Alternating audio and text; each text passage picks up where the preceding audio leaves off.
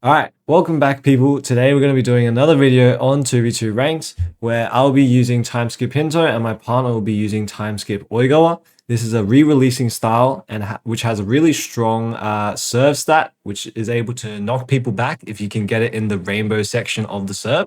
And it's especially strong for 2v2s because a lot of players can't actually make it to receive the ball quick enough because of the knockback or the pushback effect. So that's what makes timeskip Oigawa super good. And make sure you guys like and subscribe in this video because we are super close to hitting 100 subscribers. The channel has been growing really quickly, so thank you guys very much. And without further ado, let's get right into the video. Okay, back to commentating. I think I will need to be doing some more commentary videos because you guys seem to enjoy that more. So here I am. We started out this game pretty chilled out. I believe this was our second or third game. The first two weren't that great because we pretty much steamrolled our opponents. So I didn't want to show you guys, just the boring matches. But if you guys do want to see the other two matches, let me know down in the comments for sure. And I will upload that ASAP. All right, enough yapping. Let's get into the analysis of the gameplay. This is not a good time to start the analysis of the gameplay. Maybe in the next point here. All right, so. Okay, well, not much to say there.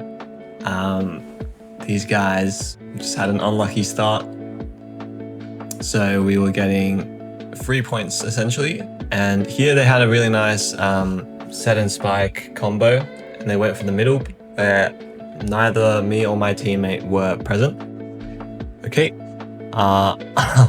Clearly they're making a lot of service errors. Not too sure what's happening on their end. You can see me typing, are we playing bots in the chat? Because at that point I was like, these guys should not be making mistakes like that. Because as you guys can tell, they are Season 8 pros. Speaking of which, that effect is really cool. So I do very much enjoy that effect. Here, I told him to do ups. Here. But in this case, I had too much power or too much charge up on my timeskip Hinto bar, and that's why the ball actually went out. But normally if it's like a good run up, but you hit it cross court, it will pretty much never go out. So here I go for the nice cross and landed a good spike there. So that was very satisfying. And here the setter set up too high, so the Jinko had to adjust, and therefore we could quickly receive that and then go for a nice counter attack. And you can see me with the serves aiming for the corners. Here he decided to go on a little trip, and here we go with another up and beautiful spike by me.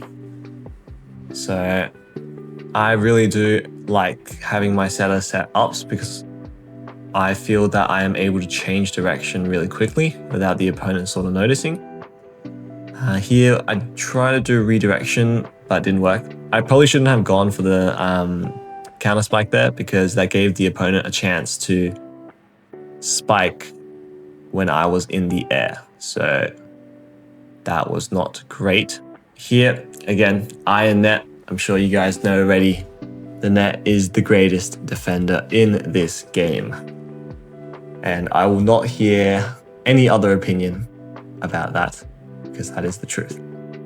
So as you can see, we are just using the same kind of gimmick over and over again. This may look very simple to you guys, but it is very effective because when you're on the receiving end, it's a lot of pressure because when the timeskip Hinto is running, he can change direction at the very last second, and then you will find it super difficult to receive. And there you go. You can see that guy was using timeskip Oigawa as well. So he had that super quick serve. and that caught my teammate off guard. So here I went for a nice instant spike there, so just off the receive, and scored that point. Here, nice down the middle serve. Unfortunately, couldn't get an ace. And here they also responded back with a quick, which we didn't expect. Right, so let's see what else they did. Again, time skip Hinto is all about making sure you run up and hit that ball with your bar fully charged. So it does take some skill, because sometimes when you jump up, your bar doesn't actually like have full charge, and that makes it very, very weak in terms of your spike power. Because you guys know that time skip Hinto relies on his run up to charge a very powerful spike. And there it is again, a super powerful serve, showcasing that oi go up serve power. I mean, his serve is not super great for no reason, right? So here, my teammate got the knockback effect, which is in full effect there, and that is a really nice combo there. So as you can see, the opponent did a really high set followed by a boom jump paired with Jinko, which is a really deadly combo, because when it's in the air and it curls, oh man, that is super tough to receive. I will not lie. Even for, like seasoned players, I reckon. Here, unlucky there by my teammate. As you guys can see, the net done him in again, but luckily we managed to recover and score that point with a nice set and spike. So here we go, a bit of lag there with the serve. As you can see, I was checking my ping, but that kind of helped me out a bit in a sense. So that was lucky. There we go. So that's 2 aces down already. Can I get a third ace? And the answer is no, I can't. Close, but, and then here you go, my lag returns. I swear it happens every single time I try to record.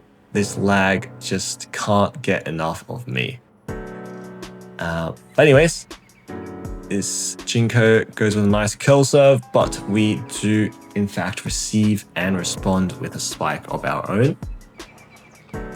So sometimes you guys can probably tell that these points or these rallies are either short or long, depending on, positioning and everything else. Just like that with the nice ace.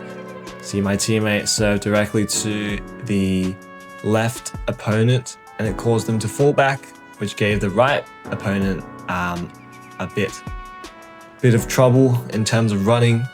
So that's what I said in the intro as well, like receiving is super difficult when your teammate gets pushed back, or you're the one getting pushed back, because you guys both have to run for the ball. Here my teammate decides to go for an ape, not too sure why. But yeah, that was definitely an error on his part, but that's okay. That's okay. You can see he adjusted again back in the next point, so he's back to setting, leaving it to the spiker, which is myself. Okay, and then again, a super unlucky scenario with my teammate hitting the net once again. Not much you can do about it. So just have to tank it. Here, I completely missed my redirection jump. Guys, trust me, I'm still getting used to it. If you have any tips, please let me know in the comments, because redirection is sort of still very new to me. Here, I decided to go for a bump because I couldn't have done it anywhere else, because it would be too low for my teammate to actually get it if I did not bump it. But here, we did two really nice receives, and then my teammate ended it off with a spike when they didn't expect it. So when I serve, you guys could probably tell, I always go for the corners, and I almost never go for a running serve. Now the reason for this is because I prefer consistency, and I know that I can hit my serves more consistently if I'm not jumping. So that sort of eliminates the risk of, you might slip, or you might, throw the ball and jump too early. And just staying on the ground when you serve makes it a lot safer. So that's another good tip for you guys. You guys can try it. Or, if you're super confident with your serves, then by all means, go ahead and do your run and jump serve. So as you can probably tell, these guys are making a lot of service errors. Do not make this many service errors because it could ultimately cost you the match. And I believe that is why, they had a hard time trying to catch up to us with our current 2-point lead. Again, a really nice set by my teammate there. He knows when to adjust adjust his power, so I can get a really nice spike in. Because sometimes if the set is too high, time skip Hinata's spike will go out. So that's why it's important for your teammate to have good sets in terms of their power, so you can get that perfect height to hit that hit that ball. There it is again, that knockback effect.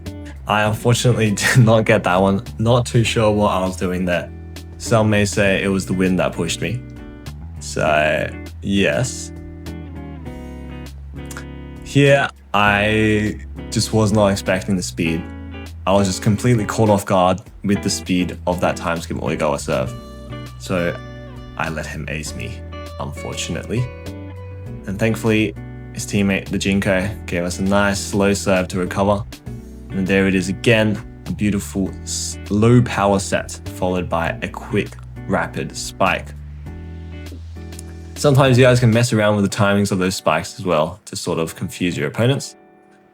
Either, your teammate sets a bit higher and you jump a bit earlier, or, your teammate sets higher and then you jump a bit later to delay your spike. So here, my teammate shouldn't really have blocked because just in case they have shield breaker or anything to get past your shield, or your block, then it would be really difficult for me as a receiver to cover the entire court. And there it is. I went for the middle there because I noticed both of them were more spread out to the edges. So I aimed for the empty space in the middle. And then a really nice ace by my teammate, bringing us to 24-23. Can we finish it off? Let's see. And the answer is, yes, we can. And that's a wrap.